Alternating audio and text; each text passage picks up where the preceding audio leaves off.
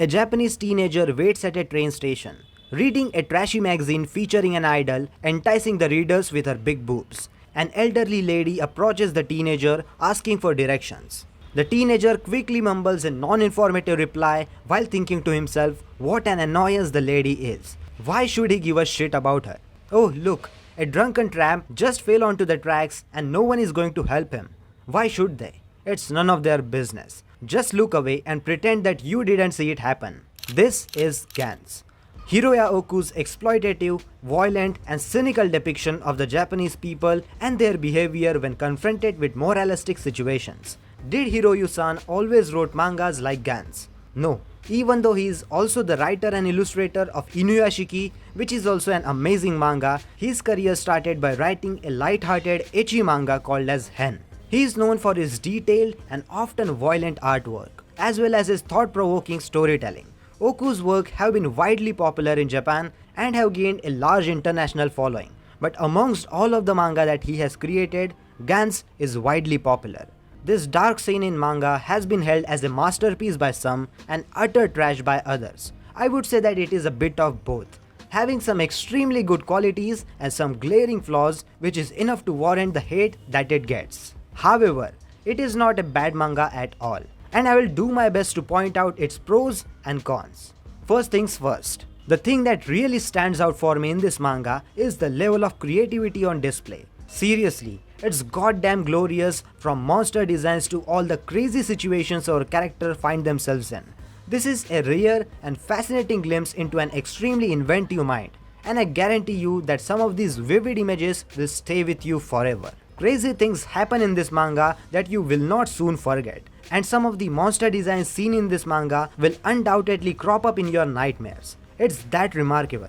In the beginning of the Gantz manga, the main character Kei Kurono is a young man who is indifferent and apathetic towards the world around him. He lives a mundane and unfulfilling life and has a few friends or passions. One day, Kei is involved in a train accident that kills him and his childhood friend Kato Masaru. After their deaths, they are transported to a mysterious place known as Gantz Room, which is filled with other people who have also recently died. In the Gantz Room, Kei and the other recently deceased individuals are given special suits and weapons and are told that they have been chosen to participate in a series of missions against strange and dangerous alien creatures. If they complete the mission, they will be given the chance to return to life. However, if they fail or refuse to participate, they will be erased permanently. The Gantz and its missions are preceded by a mysterious spherical object known as the Gantz, which gives orders and assigns points to the participants based on their performance in the missions.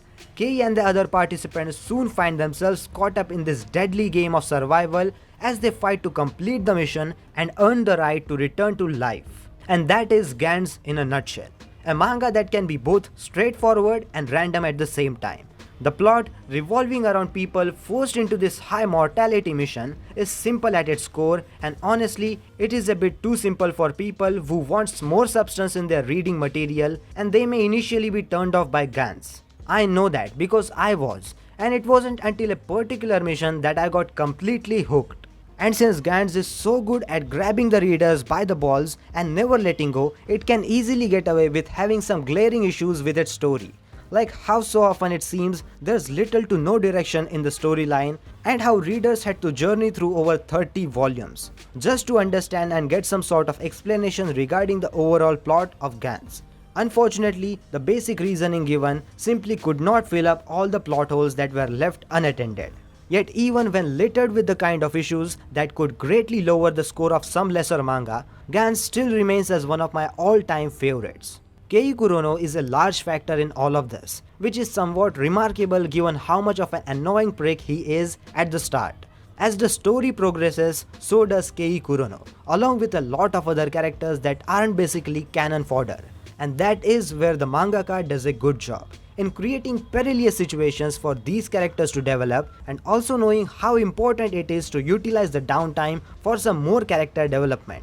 However, even the mangaka tries to provide us readers with an interesting collection of characters. I can only give the main character an A, simply because a lot of dialogues he had these characters spew could be very stupid at times. One of the other thing that sets Gantz apart from other manga is how almost every single character dies, and that no one is safe in the world of Gantz, not even the main characters. This element means that you will never know who's going to die, so having a good character that will not easily be forgotten becomes very important.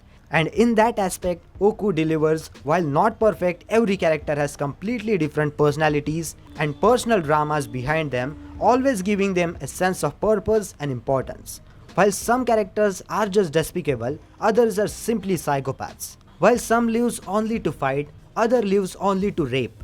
Of course, there are good and pure characters too, but Oku's speciality really is within these extreme deviant behaviors. In general, the cast of characters is complex and diverse, which is great, but the main problem is that some secondary characters that get sent to Gantz always come to the same formula of psychopath, sadistics and rapist.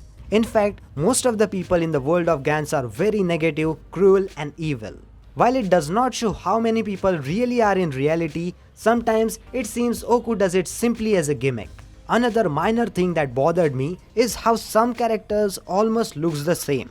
Similar faces with only slightly hair differences, while other characters looks completely different, which can make for confusing scenes. Another great strength is the art. A lot of the art is done digitally, and this creates a unique feel not seen in any other manga. Environments, faces, monster designs, everything looks pretty amazing, especially towards the end. And there is occasional visual clutter or stuff up like humor proportions, but overall the art is really great.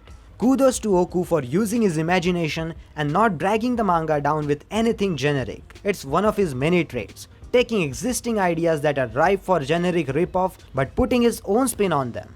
In this case, the battle suits are humiliatingly tight and regularly attract scorns and mockery for bystanders. The action sequences in this manga are some of the best I have ever read. Oku has a real eye for framing the action from the right angles and positions. His action payoffs always brings a smile to the face, and the audacity and enormity of what occurs on the page is a sight to behold.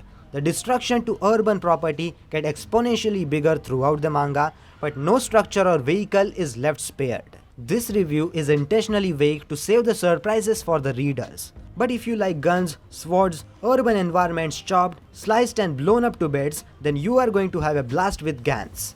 The ideas in Gantz are to do with the narcissistic state of 21st century's living and the materialistic masses and the human relation in the face of ever disturbing circumstances.